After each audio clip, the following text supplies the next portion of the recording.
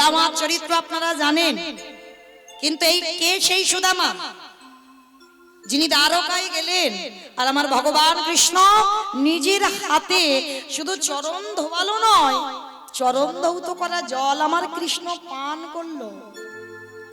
তাহলে কত বড় ভক্ত হলে বাবা আমার ভগবান ভক্তের সেই পাদদক সেবা করে। চলো আজকে আমরা জানবো সেই সুদামা কে। এই সুদামা ছিল মা, এইটুকু শ্রবণ করলে বুঝতে পারবেন বাবা ভাই ভাইয়ের চরিত্র কেমন হয়। এই পার্থিব জগতে বাবা ভাই ভাই লাঠালাঠি হয়, ভাই ভাই খুনোখুনি হয়, মানে একটুখানি জায়গার জন্য বাবা থানা পুলিশ মামলা পর্যন্ত হয়, হয় না?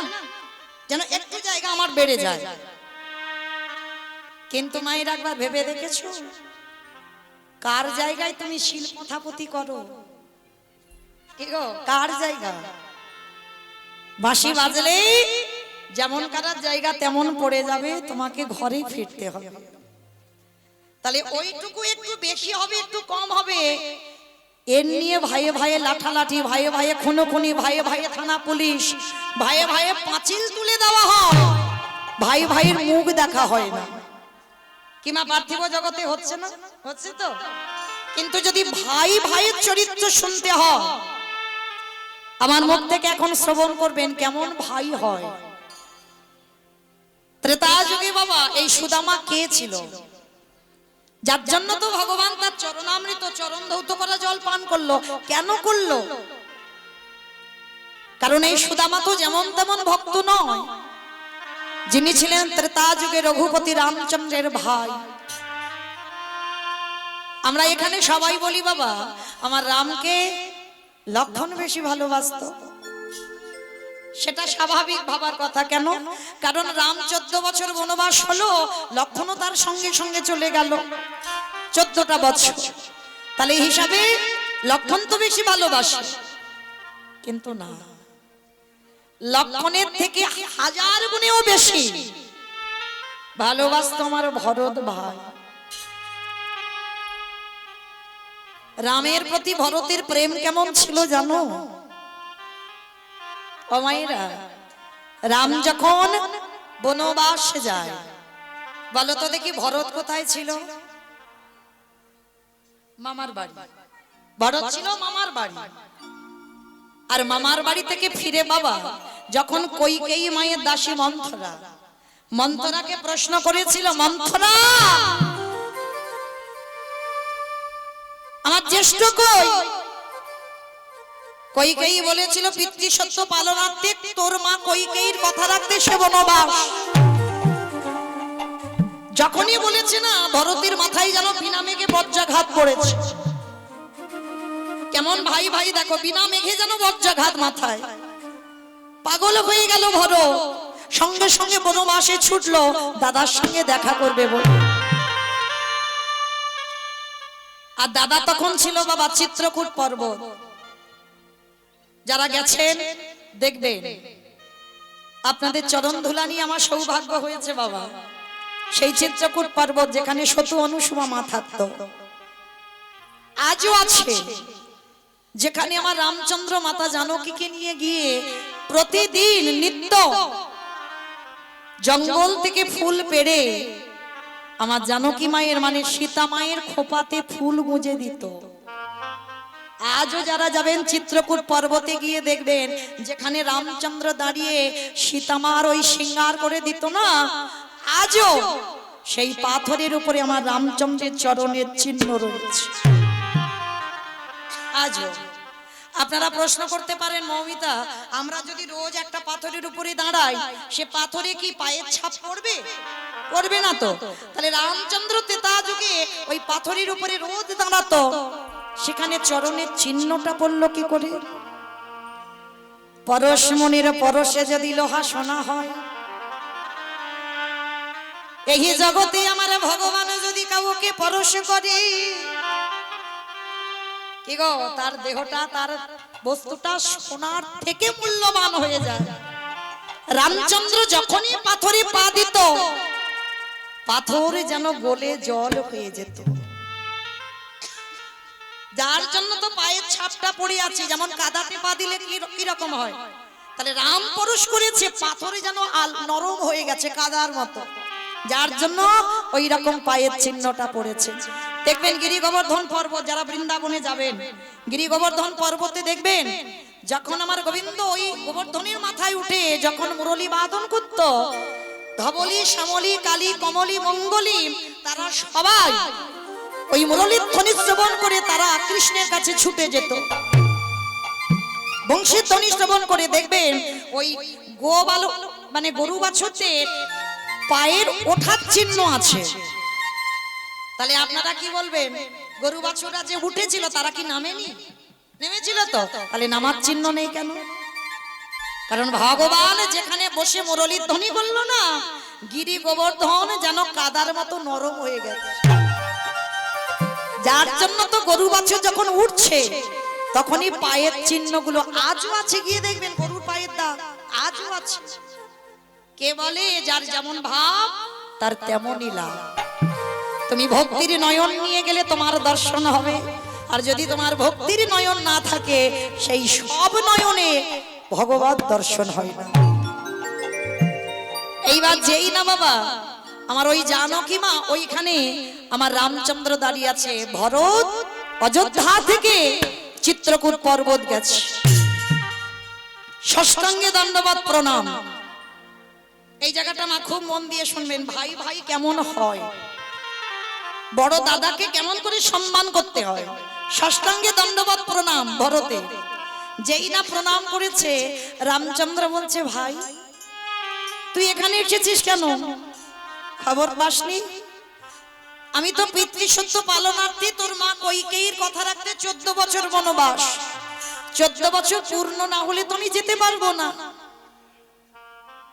ভরত করজোর করে বলছে, দাদা যে বাবার কথা রাখতে বনবাস হয়,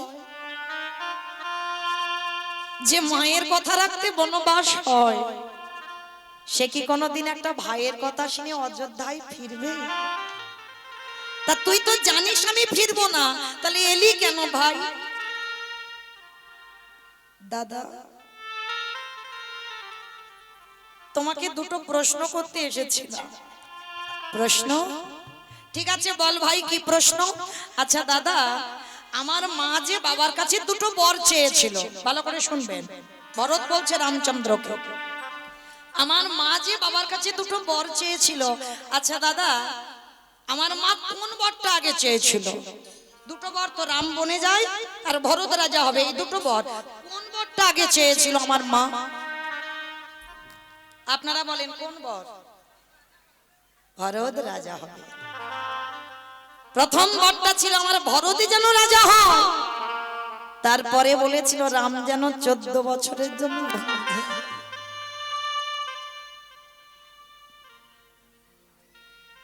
যেই না বলেছে যে ভাই কেন, মা বলেছিল আগে ভরত রাজা হোক তারপরে রাম বনে যাক। বলে দাদা সত্যি কি তুমি আমার মায়ের কথা রেখেছো? আমার মা তো বলেছিল আগে যেন আমার ভরত রাজা হয়, তাহলে আমি মামার বাড়িতে ছিলাম, মামার বাড়ি থেকে ফিরলাম না, আমি রাজা হলাম না, তুমি পালিয়ে এলে কেন? কে গো মাইরা, একে বলে ভাই। আমি মামার বাড়ি থেকে ফিরলাম না, তুমি যদি বলো আমার মার জন্য তুমি বনবাস, তাহলে আমার মার কথা কি তুমি রেখেছো? আমার মা তো বলেছিল আগে ভরত রাজা হোক তারপরে রাম বনে যাক, তাহলে আমি রাজ সিংহাসনে বসলাম না, আমি মামার বাড়ি থেকে ফিরলাম না, তুমি পালিয়ে এলে কেন? ভাই প্রশ্ন করেছে।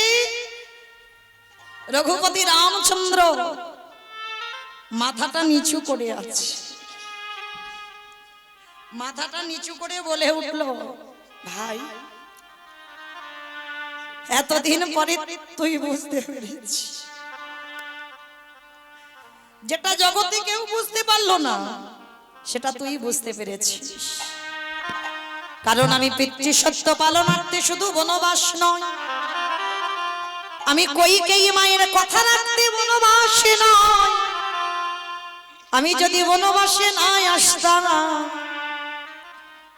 তাহলে রাবণের 1,00,000 ছেলে সুবা লক্ষ নাতি তো কোনোদিন উদ্ধার হতো না। ওই সবরী মা কোনোদিন চন্ডাল কুল থেকে উদ্ধার হতো না। কত যোগীগণ মুনিগণ সাধুগণ আমার জন্য বসে বসে বনে তপস্যা করে। আমি যদি বনবাসে না আসতাম, আমার চরণ দর্শন যদি না পেত ভাই ভরদেরি, তাহলে কেউ তো তারা উদ্ধার পেত না। তাই সবার কথা ভেবে আমি আমার জন্য বনবাসী হয়েছি। ভগবান স্বীকার করলো কারোর জন্য নয়, আমি আমার কাজের জন্য বনবাস হয়েছি।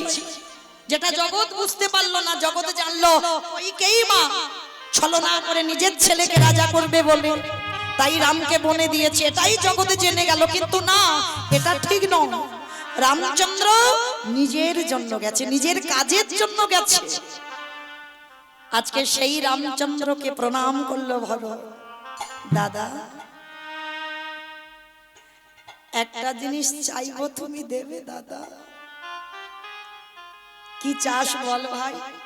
আমি তো অযোধ্যা থেকে কিছু আনিনি, আমি শূন্য হাতে এসেছি,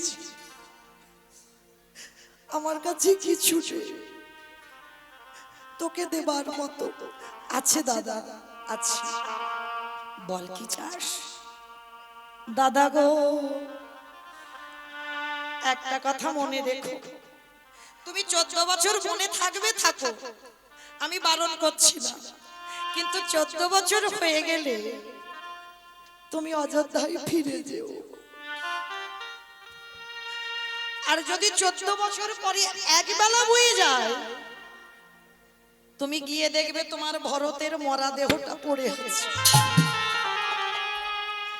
কারণ তোমার জন্য আমি 14টা বছর অপেক্ষা করব দাদা। আমি দিন গুনে গুনে 14টা বছর দেখব, কিন্তু 14 বছর পরে যদি একবেলা বয়ে যায়, আমি আর এই শোক নিতে পারবো না। আর একটা কথা দাদা, তোমার চরণে আমার নিবেদন, একটা জিনিস দেবে? বলে কি ভাই? তোমার চরণের খড়।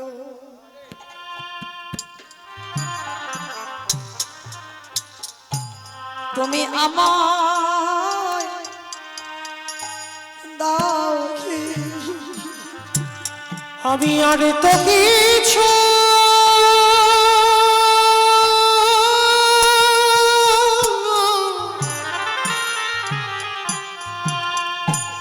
আমি আর তো কিছু কিছু চাহি না,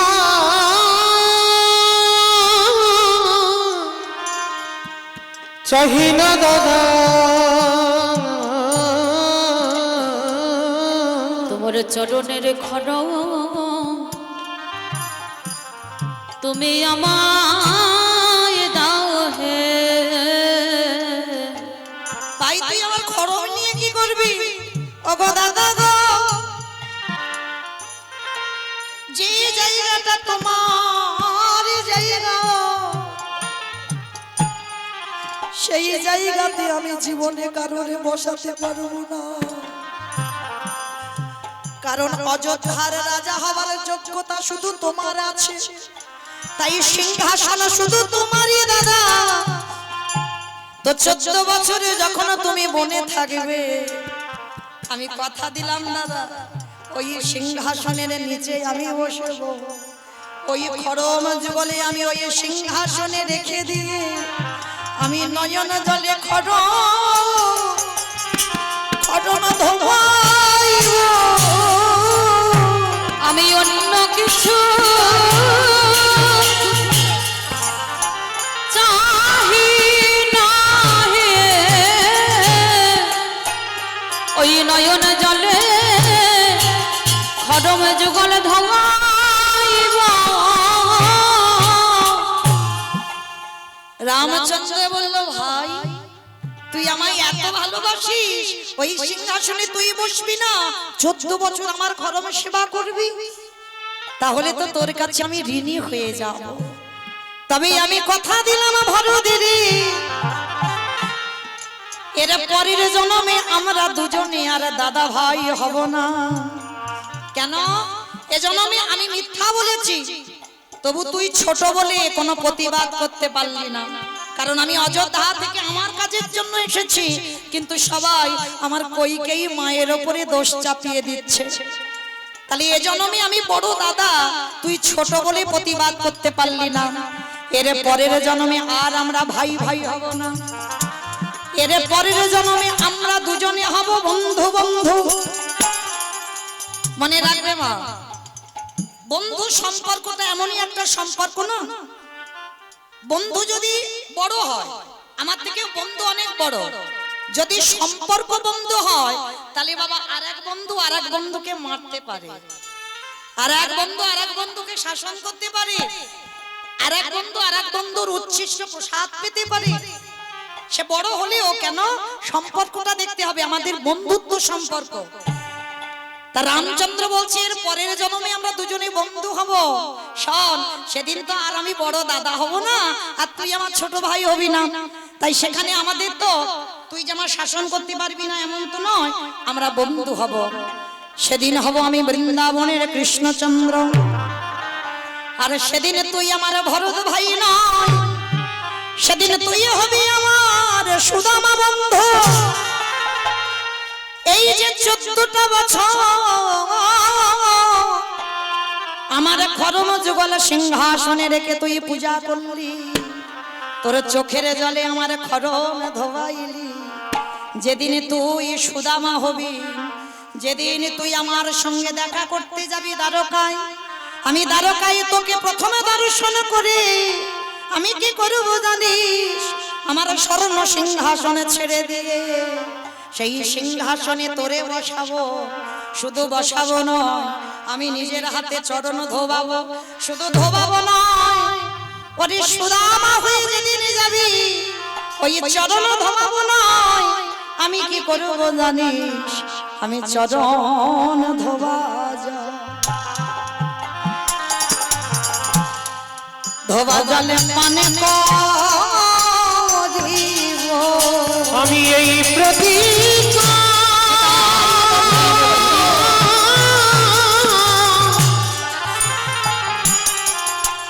আমি এই প্রতিজ্ঞা করে গেলাম।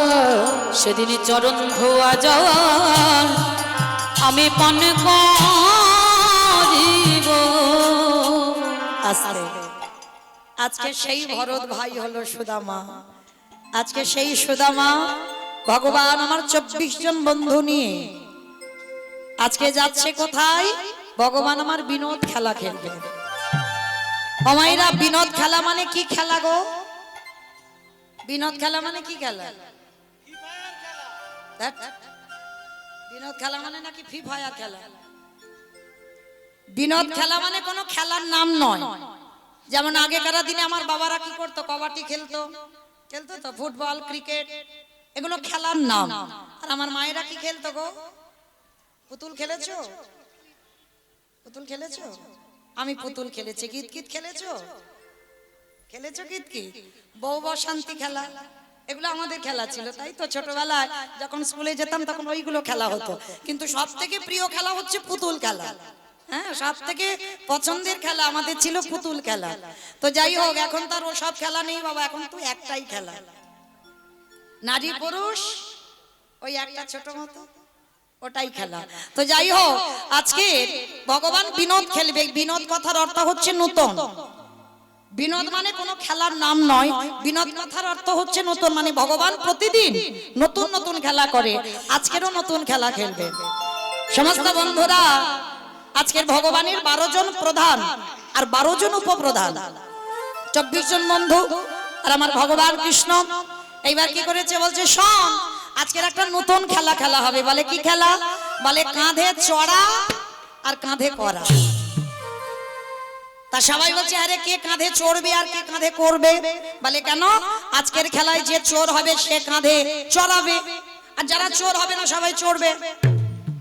তা ভগবান হাসছে আর বলছে তাহলে কে কাঁধে আজকে কাঁধে চড়াবে, খেলায় কে চোর হবে, বলে কেন কানাই তুই তো রোজ চোর হোস, তুইও আজকে চোর হবি।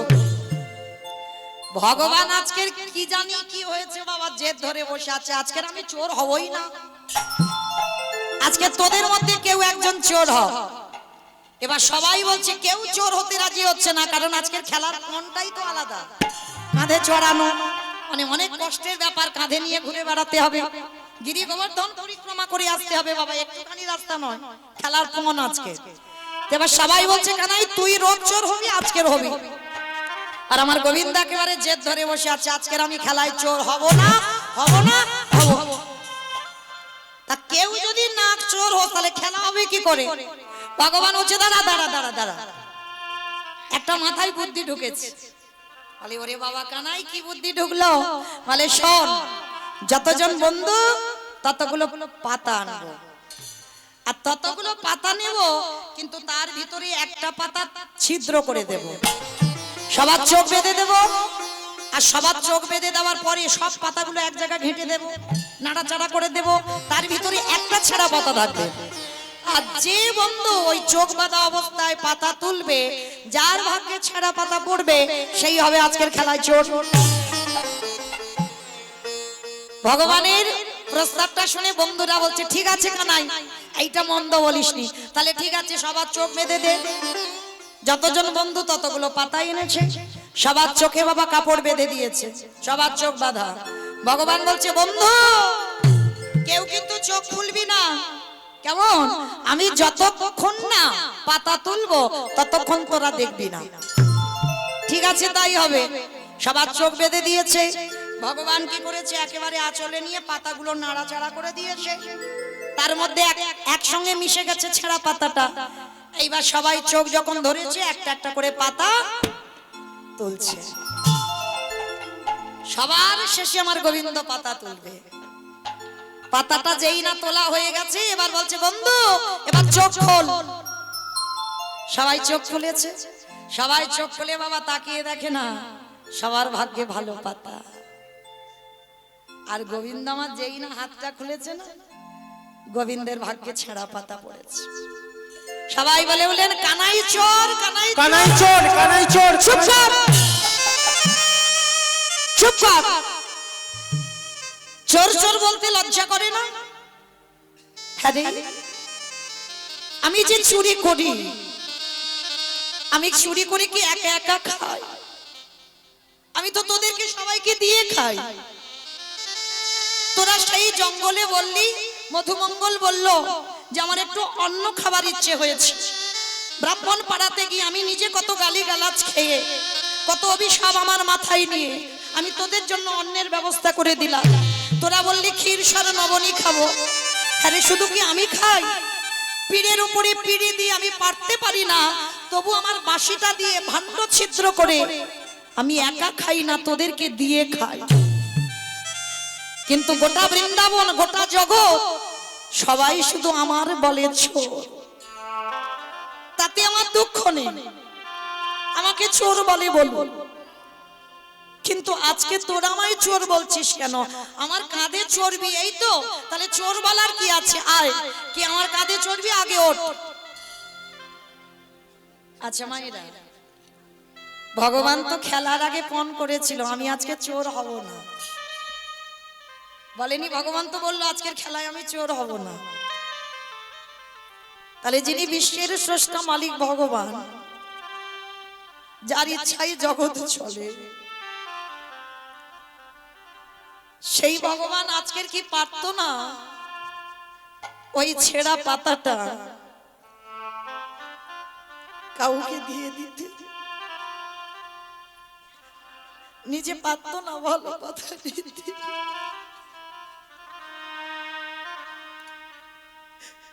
নিজেই ছিঁড়া পাতা দিয়েছি। ভগবান মুখে যেটা বলছে, ভগবানের মুখের কথা আর মনের কথাটা এক নয়। ভগবান সারা জীবন ভক্তের কাছে চোর হয়ে থাকতে চায়। কেন জানো? আজকের খেলাটা তো একটু অন্যরকম। ভক্ত কাঁধে উঠবে, আর ভক্ত যদি কাঁধে ওঠে বাবা, ভক্তের চরণ দুটো পড়বে কোথায়? ভগবানের হৃদয়। ভগবান বলে আমি চাইলে পাই না, আমি যদি কারোর কাছে যাই তাদের পদধূলো আমায় দেয় না। কিন্তু আজকের আমি খেলার মধ্যে দিয়ে আমি আমার কাজটা করে নেব। খেলা হবে, মানে এক কাজে দুটো কাজ হয়ে যাবে। ভগবান সবাইকে কাঁধে করে নিয়ে ঘোরাচ্ছে, সবাই কাঁধে চড়েছে। দূরে এক ভক্ত দাঁড়িয়ে আছে, এখনো কাঁধে চড়েনি, ব্রাহ্মণের ছেলে। ভগবান দাঁড়িয়ে দাঁড়িয়ে ডাকছে, এই বন্ধু,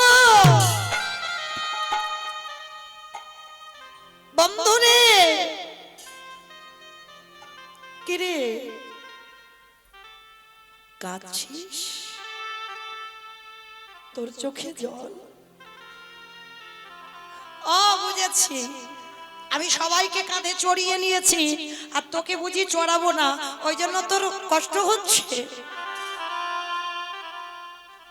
মাথাটা নিচু করে আছে। বন্ধুটা তো যে কেউ নয় গো, সে হলো সুদামা।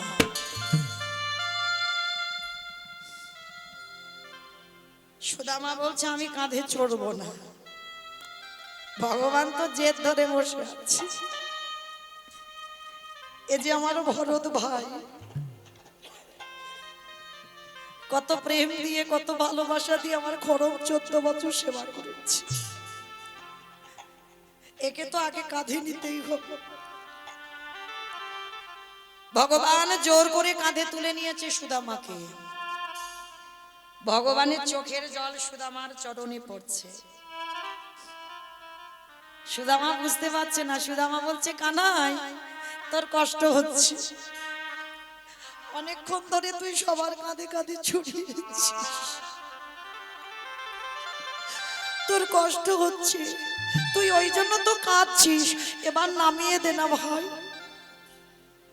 ভগবান মনে মনে ভাবছে যে কনিষ্ঠ আঙ্গুলে গিরি গোবর্ধন পর্বত 7 রাত 7 দিন জাগিয়ে রাখে, সামান্য সুদামাকে কাঁধে নিয়ে ভগবানের কষ্ট হচ্ছে বলে কাঁদছে না, কষ্টের জন্য কাঁদছে না।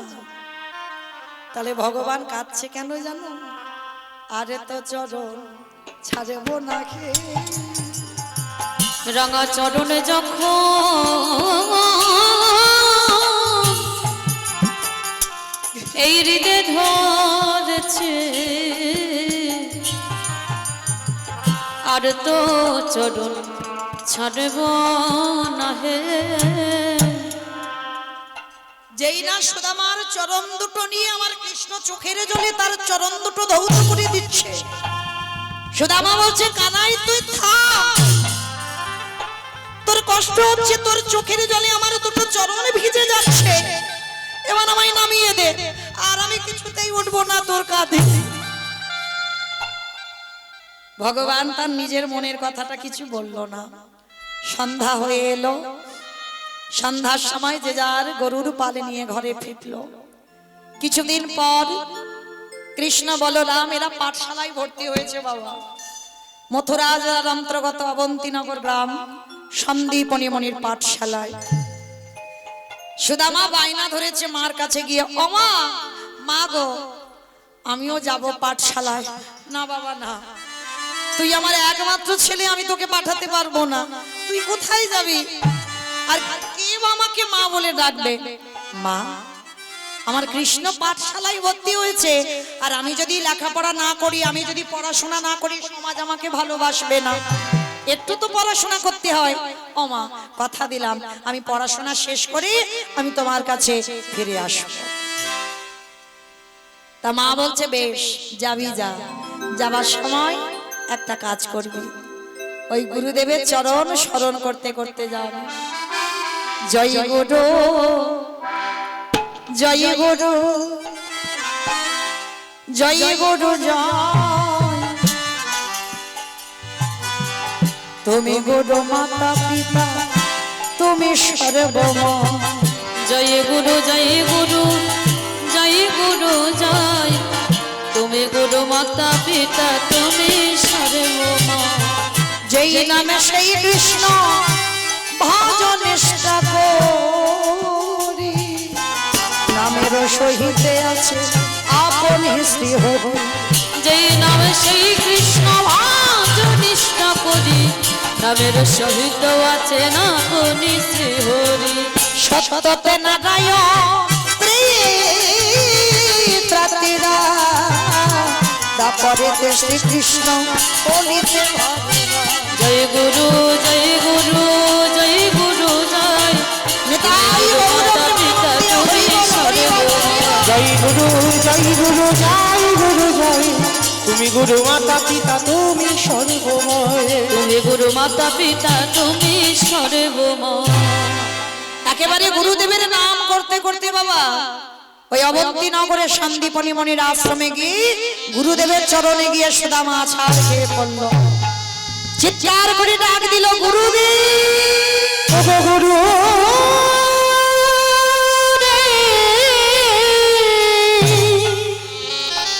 যেই না গুরুদেব বলে চরণে পড়েছে, সন্দীপন মণি বলে বলেন, আরে ছাড় ছাড় ছাড়। কে তুই? এমন করে আমার দুটো চরণ জড়িয়ে ধরলি।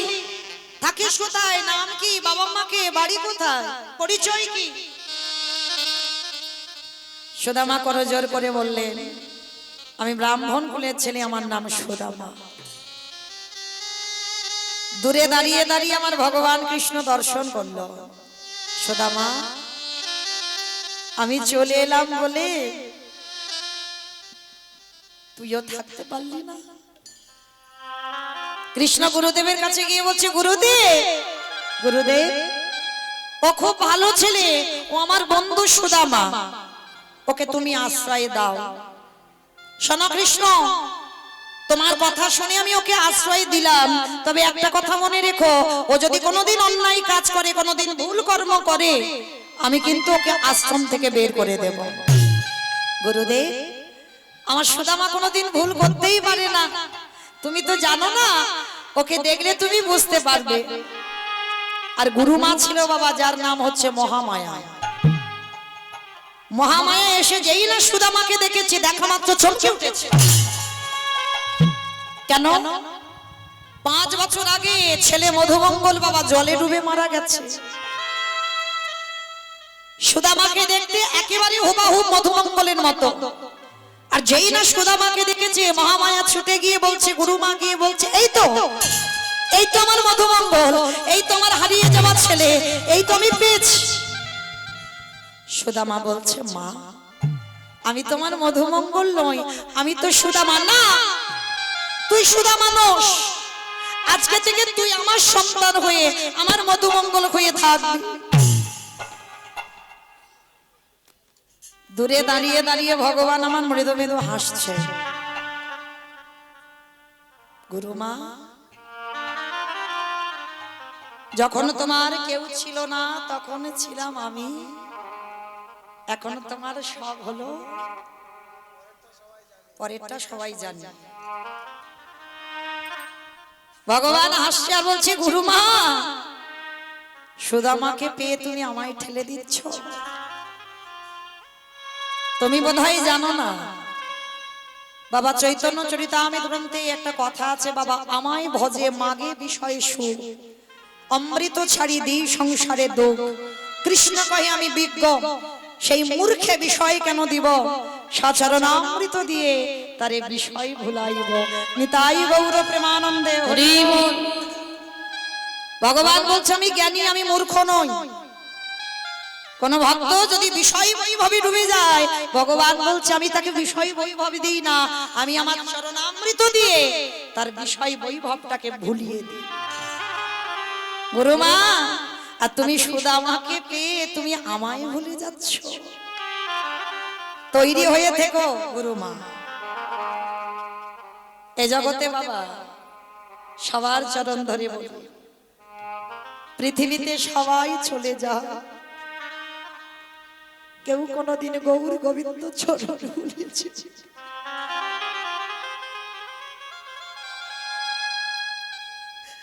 কেউ কোনোদিন গোবিন্দ চরণ দেখো। সুদামাকে পেয়ে গুরুমা কৃষ্ণকে একটু অবহেলা, সবসময় দূরে দূরে রাখে, সুদামাকে কাছে রাখে, তাতে অভিমান হলো আমার ভগবানের। গুরুমা তুমি আমায় ঠেলে দিচ্ছ, ঠিক আছে দাও, অসুবিধা নাই, কিন্তু সময় মতো এ সাজাটা তুমি ঠিক পেয়ে যাবে। কেন জানো? এই বাহ্যিক জগতে যারা বিষয় বৈভবে ডুবে একতলা দুতলা তিনতলা চারতলা পাথর সেটিং করা ঘর বানিয়েছে, টাকা রাখতে রাখতে টাকার পাহাড় করেছে, ভুলে যায় সারাদিনের মধ্যে ভগবানের কথা, সারাদিনের মধ্যে একবারও মনে পড়ে না ভগবানের। ভগবান বলে দিয়ে ধন বুঝে মন ভরে নিতে কতক্ষণ। ভগবানের এক পলক সময় লাগে না বাবা, তোমাকে একেবারে উচ্চ থেকে ধুলোয় মিশিয়ে দিতে। কিসের এত অহংকার তোমার, কিসের এত গর্ব, কাকে নিয়ে তুমি গর্ব করবে? গর্ব যদি করতে হয় সেটা তুমি কৃষ্ণ চরণে নিয়ে করো। এই পার্থিব জগতে ধনী তো সেই হয় গো, কি গো মা, পার্থিব জগতে ধনী কে হয় বলো তো দেখি, কে ধনী হয় জগতে? যাদের অনেক টাকা আছে তারা ধনী হয়। কি গো মা, এরা যাদের অনেক টাকা আছে তারা ধনী? তাহলে ধনী কারা? এই পৃথিবীতে যাদের কৃষ্ণ প্রেম সম্পদ অর্জন করতে পেরেছে। শুধু ধনে থাকিলে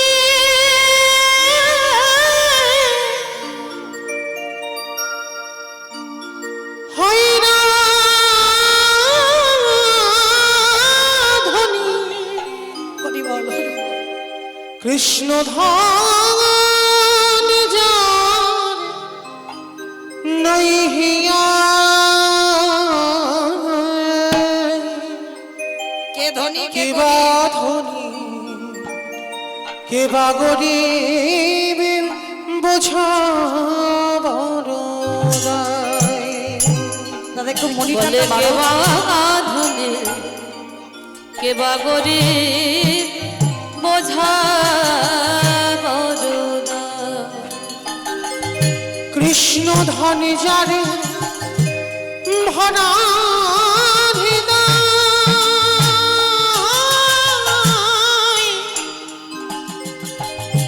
সে জীবন ধনীবান হয়,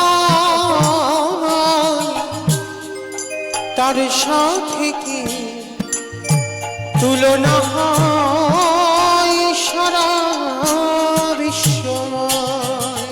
বলে তার সাথে কি তুলনা হয় সারা বিশ্বময়। ও সে প্রেমানন্দে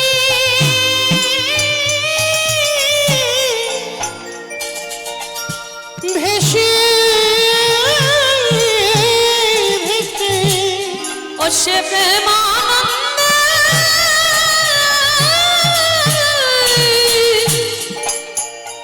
ভেসে ভেসে মহানন্দে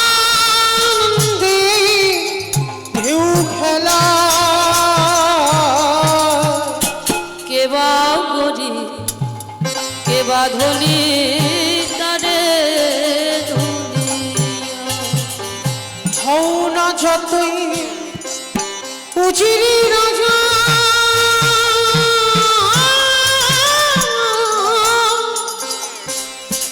শ্মশানে ঘাটে এই কি সাজা,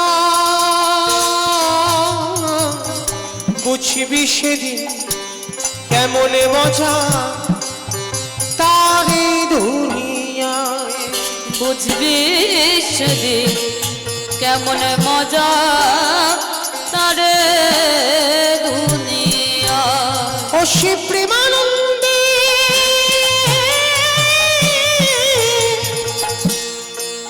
ভেসে ভেসে ও সে প্রেমানন্দে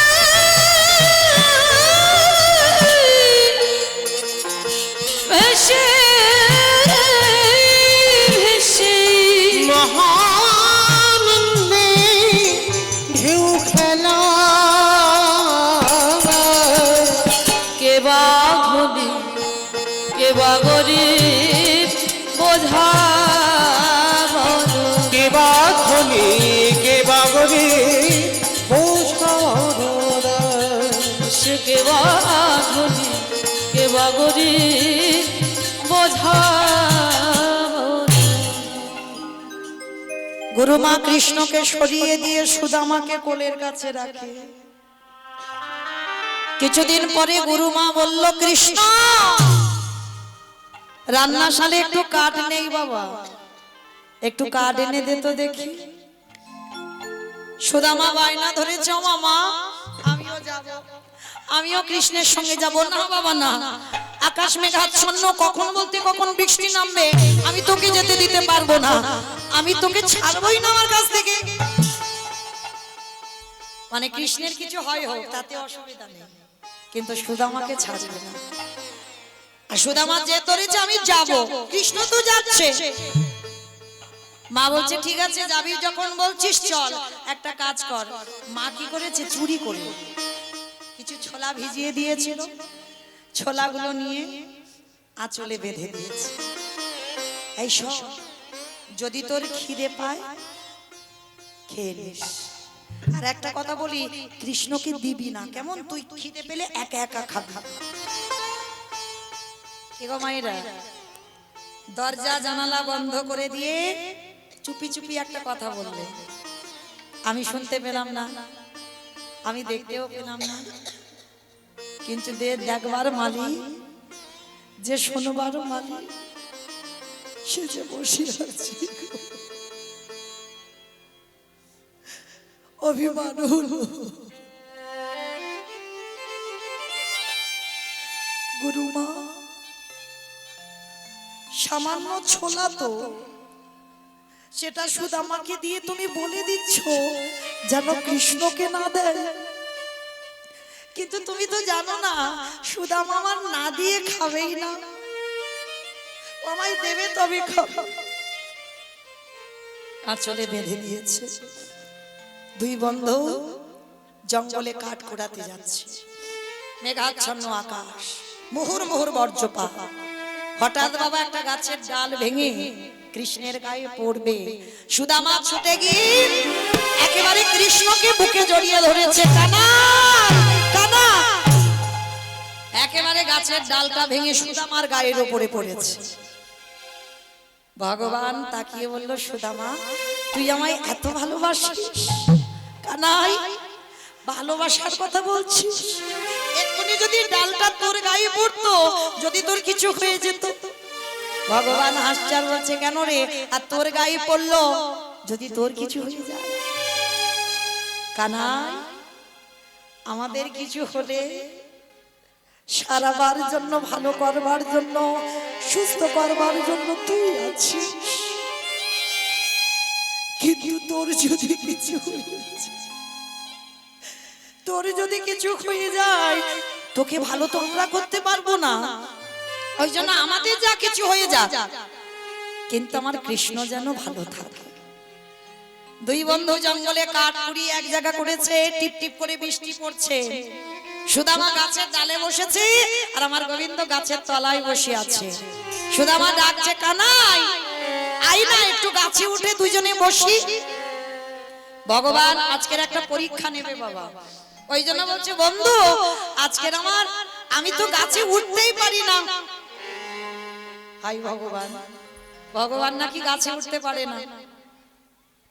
এক লাফ দিয়ে কদম্ব বৃক্ষের ডালে উঠলো, কালিয়া হতে পড়লো, কালিয়া নাককে দমন করে বাবা ফিরে চলে এলো, সে নাকি গাছে উঠতে পারে না।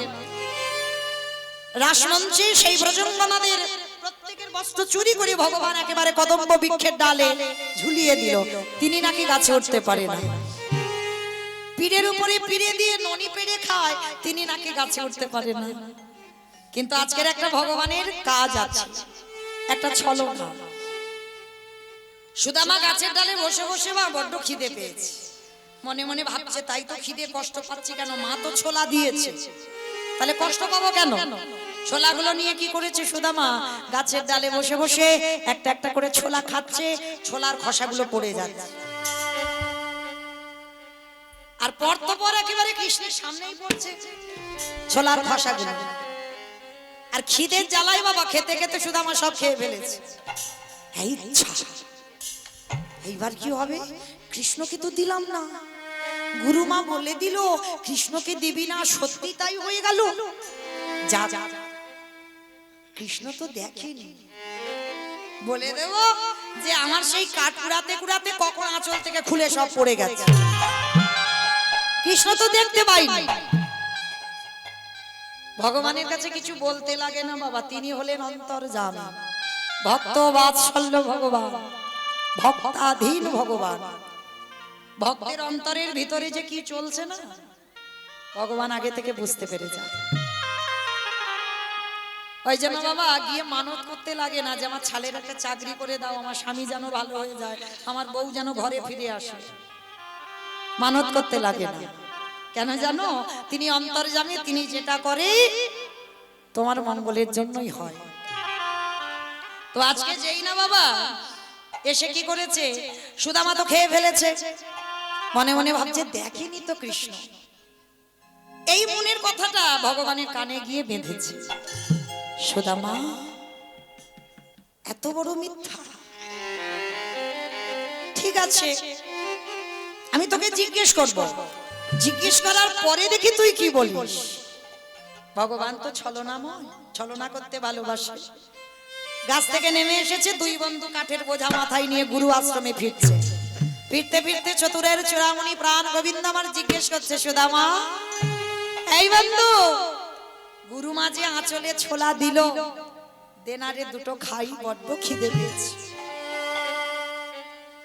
সঙ্গে সঙ্গে সুদামা বলল, হাই যা,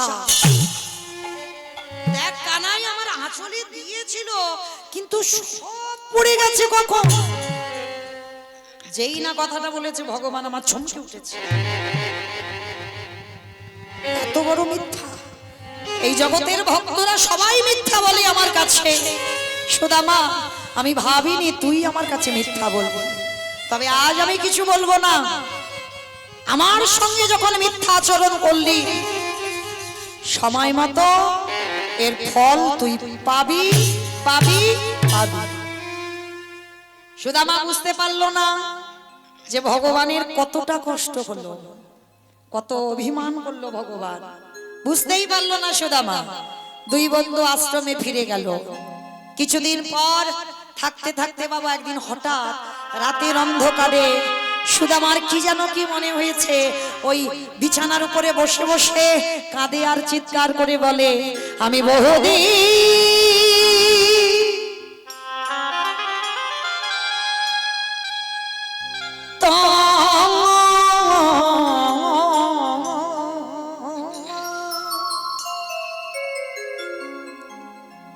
পথে করি নিরীক্ষণ,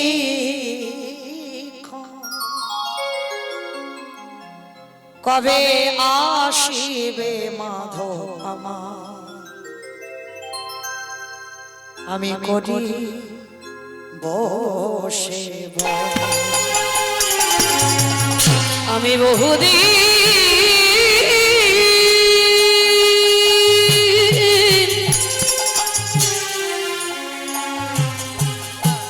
তোমার পথ করে নিরীক্ষণ, কবে আসিবে মাধব আমার, করিবে সেবা তোমার প্রেম বসে। আমি করি সেবা অঙ্গীকার। তোমার প্রেম বসি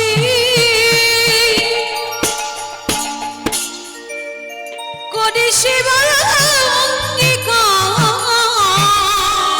দর্শন দিয়া নিস্তারিব এই জগৎ তো সংসার। দর্শন দিয়া নিস্তারিব জগৎ সংসার। শ্রী গোপাল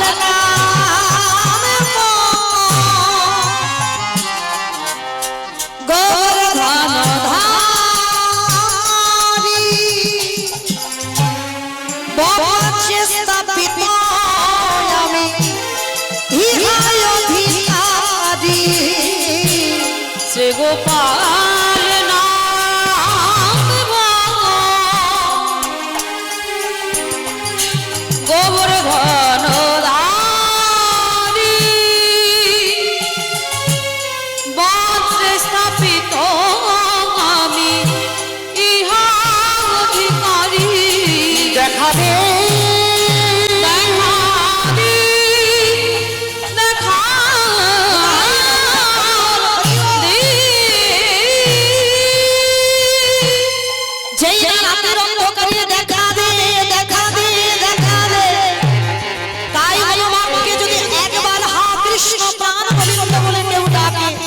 ভগবান থাকতে পারে না বাবা, ছুটে গেল কৃষ্ণ সুদামার কাছে। একই রে, এত রাত্রিবেলা ওই রকম করে কাঁদা প্রাণী ডাকছিস কেন? সুদামা বলছে বন্ধু তোর কথা খুব মনে পড়ছিল, তা বলি এই রকম করে কেউ ডাকি? ভগবান মনে মনে চিন্তা করছে এই তো সুযোগ, এই সুযোগে আমি দাঁড়াও তোমার সঙ্গে একটু ছলনা করব। আচ্ছা সুদামা, তুই আমায় কতটা ভালোবাসিস? কি গো মায়েরা, ভালোবাসা মাপা যায়? আছে মাপার যন্ত্র? 1 কিলো ভালোবাসি কি 2 কিলো ভালোবাসি কি 5 কিলো ভালোবাসি 10 কিলো ভালোবাসি 1 কুইন্টাল ভালোবাসি? বলে কোনোদিন ভালোবাসা মেপে? একটাই কথা বলা যায়, তোকে আমি জীবন দিয়ে ভালোবাসি।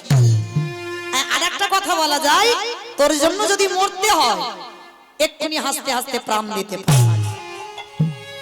যেই না সুদামা বলেছে তোর জন্য জীবনও দিতে পারি, আমার ভগবান বলছে সে কি তুই আমার জন্য জীবনও দিয়ে দিবি? বলে হ্যাঁ, জীবন আমি দিয়ে দিতে রাজি। ঠিক আছে, তোর জীবন দিতে হবে না, একটা কাজ কর। জানিস আমার না একটু নাড়ু খাবার ইচ্ছে হয়েছে। নাড়ু? ঠিক আছে, সকালবেলা হোক, গুরুমাকে বলবো যে গুরুমা কৃষ্ণ একটু নাড়ু খেতে চেয়েছে, একটু নাড়ু করে খাইয়ে দিও। যেই না বলেছে নাড়ু খাবার ইচ্ছে হয়েছে খাইয়ে দিও, কৃষ্ণ বলছে তুই থাম, গুরুমা করে দেবে আমি খাবো। আরে তুই বলবি কেন? আমি বললে কি গুরুমা দেবে না? দেবে তো, কিন্তু সব চুরি করে খাওয়া স্বাদ আলাদা। কি গো মায়েরা, ভুল বললাম? চুরি করে খাওয়ার স্বাদ আলাদা। সেই যে স্কুলে যখন যেতাম না, গাছে যদি আম হয়ে থাকতো না, হয়তো চাইলে পাবো, কিন্তু ওটা স্বাদ ভালো লাগে না। ওই যে ঢিল মেরে আম পাড়া, আর ওই যে স্কুলে যখন যেতাম তেঁতুল গাছে যদি তেঁতুল দেখেছো, কি গো খেয়েছো? স্কুলে যখন যেতে খেয়েছো? তোমরাও খেয়েছো? আমি জানি আমি একা খেয়েছি। তা এই যে চুরি করা, বন্ধুদের নিয়ে একসঙ্গে চুরি করে খাওয়া, তার স্বাদ একটু আলাদা। কৃষ্ণ বলছে শোন, আমি তো চাইলে পাবো, কিন্তু না, আমি চুরি করে খাবো। চুরি? কিন্তু কানাই আমি তো জীবনে চুরি করিনি। করিসনি তো কি হচ্ছে, আজকে নয় করবি, আমার জন্য করবি। এই তো বললি তোর জন্য জীবন দিতে পারবি, আর আমার জন্য একটু চুরি করতে পারবি না? বলে ঠিক আছে, তুই যখন সন্ত চিন্তা নেই, আমি তো পাহারা দেব, আমি দরজায় দাঁড়িয়ে থাকবো, আর যদি কেউ আসে আমি একটু ডাক দেব, তুই ওই দরজা দিয়ে পালিয়ে যাবি। ঠিক আছে, তুই যখন পাহারা দিবি আমার কোনো চিন্তা নাই। ভগবান মনে মনে ভাবছে, ছোলা খেয়ে বলেছিস খাসনি, তৈরি হয় এবার। সেদিন যদি বলতিস আমি কি তোকে মারতাম, তুই তো বলতেই পারতিস যে কৃষ্ণ খেতে খেতে খেয়ে ফেলেছি, ব্যাস হয়ে যেত। মিথ্যা বললি কেন? আর মিথ্যা যখন বলেছিস সাজা তোকে পেতেই হবে। ভগবানের কেউ আপন হয় না, ভগবানের কেউ পরও হয় না। কর্ম ফলে শাস্তি সবাইকে পেতে হবে। ভগবান নিজে নিজেকেও দিয়েছে, ভগবান নিজেকেও ছাড়েনি। রাধারানীকে দিয়েছে, যে রাধারানী ছাড়া চলে না, রাধারানীকে দিয়েছে 100 বছর কাঁদলো। হ্যাঁ, তাহলে ভগবান কাউকে ছেড়ে দেয়? ভগবানের কেউ আপন হয় না, ভগবানের কেউ পরও হয় না। তাহলে সুদামা যে প্রাণ, যে জীবন, তাকেও আজকে ছেড়ে দেবে না। ছোলা খেয়ে বলেছে মিথ্যা, তার শাস্তিটা পাবে আজকে। এইবার সুদামা রান্নাঘরে গেছে, গিয়ে দেখে না রান্নাশালে গুরুমা থালাতে নাড়ু করে রেখেছে। মনে আনন্দ, নাড়ু করে রেখেছে। দুটো নাড়ু সবে হাতে নিয়েছে, সবে দুটো নাড়ু ধরেছে। আর দরজায় দাঁড়িয়ে ছিল আমার ভগবান। সঙ্গে সঙ্গে যেই নাড়ু ধরেছে সঙ্গে সঙ্গে ডাক দিল, গুরুমা, গুরুমা, গুরুমা, গুরু। একি আমার কৃষ্ণের কণ্ঠস্বর, তবে কি আমার সুদামার কিছু হয়েছে? এমন করে তো কৃষ্ণ কোনোদিন ডাকে না। কৃষ্ণ, কৃষ্ণ, কৃষ্ণ, আমি আসছি বাবা, আমি এক্ষুনি আসছি। গুরুমা মহামায়া ছুটতে ছুটতে আসছে। যেই না দরজায় এসেছে কৃষ্ণ বলছে, গুরুমা তুমি তো রোজ রোজ বলো তোমার কৃষ্ণ নাকি চোর, তোমার কৃষ্ণ নাকি চুরি করে। আজ আমি তোমাকে একটা নতুন চোর দেখাবো, কে চুরি করে আর কার নামে তুমি দোষ দাও। ওই দেখো যে দাঁড়িয়ে আছে, ভালো করে চেয়ে দেখো কে আজকে রান্নাঘরে নাড়ু চুরি করছে। যেই না বলেছে দাঁড়িয়ে আছে নাড়ু চুরি করছে, সবে মাত্র সুদামা নাড়ু দুটো হাতে নিয়েছে। চিৎকার করে বলে উঠলেন, কানা, কানা।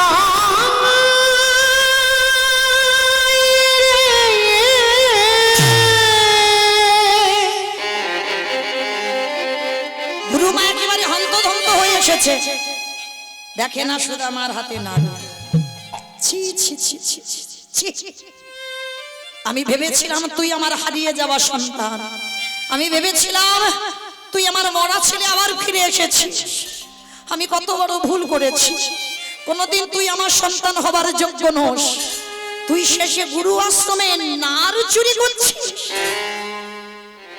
ছি ছি ছি ছি। কি করে পারলাম? আমি প্রতিদিন কৃষ্ণের নামে দোষ দিই, তার মানে তুই রোজ চুরি করিস না? না গুরুমা না, আমি এ জীবনে, আমি ব্রাহ্মণের ছেলে, এ জীবনে কোনোদিন চুরি করিনি। মিথ্যা কথা, তুই রোজ চুরি করিস আর আমি আমার কৃষ্ণের নামে দোষ দিই। পা ছেড়ে দে, পা ছেড়ে দে, পা ছেড়ে দে। দূর করে দিল সুদামা, বেরিয়ে যা। আর সকালবেলা হলে যেন তোর মুখ দেখতে না হয়, এক্ষুনি এই মুহূর্তে তুই আশ্রম থেকে বেরিয়ে যাবি। গুরুমা, আমি 1000 বার তুমি আমাকে মারো, বকো, যা খুশি বলো, তবু আমি একটা কথা বলে যাব, আমি চোর নই। কৃষ্ণ বলল ওই জন্য আমি চুরি করতে এসেছি। চুপ কর। চুরি করতে গিয়ে ধরা পড়ে আমার কৃষ্ণের নামে চাপাচ্ছিস, বেরিয়ে যা। সুদামা আর কিছু বোঝাতে পারলো না গুরুমা। নাড়ু দুটো হাতে করে নিয়ে কৃষ্ণের পিছনে গেছে। বলতে তো পারতিস আমার মুখ তুই দেখবি না, যদি বলতিস আমি কোনোদিন থাকতাম না তোর কাছে, অনেক দূরে চলে যেতাম। কিন্তু চোর সাজালি কেন ভাই? আমার জন্য গোটা ব্রাহ্মণ সমাজ কলঙ্কিত হয়ে গেল। কেন চোর বদনাম দিলি আমার? কি দোষ করেছিলাম তোর কাছে?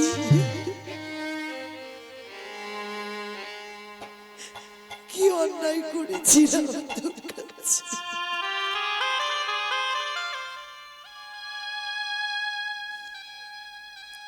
আমি তো বলেছিলাম তোকে আমি জীবন দিয়ে ভালোবাসি, কেন করলি? বেশ, চলে যাচ্ছি কানাই, আর কোনোদিন ফিরবো না। শতবার ডাকলেও তোর চরণে আমার নয়ন দুটো আর এক হবে না। আমি চলে যাচ্ছি, আসি, আমাকে বিদায় দে। পিছন থেকে কৃষ্ণ চরণে দণ্ডবত প্রণাম করে চিরজনমের মতো সুদামা চলে যাচ্ছে আমার ভগবানের কাছে।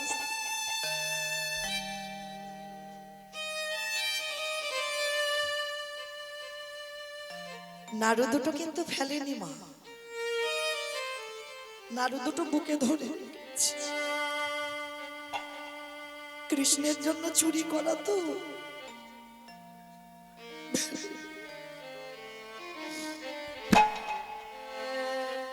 যমুনার ঘাটে গিয়ে সুদামার চোখের জল আর নাড়ু দুটো ভিজে যাচ্ছে। আমার জীবন নদী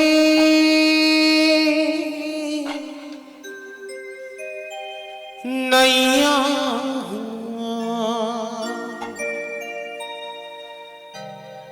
ভবের খেলা সঙ্গ হলে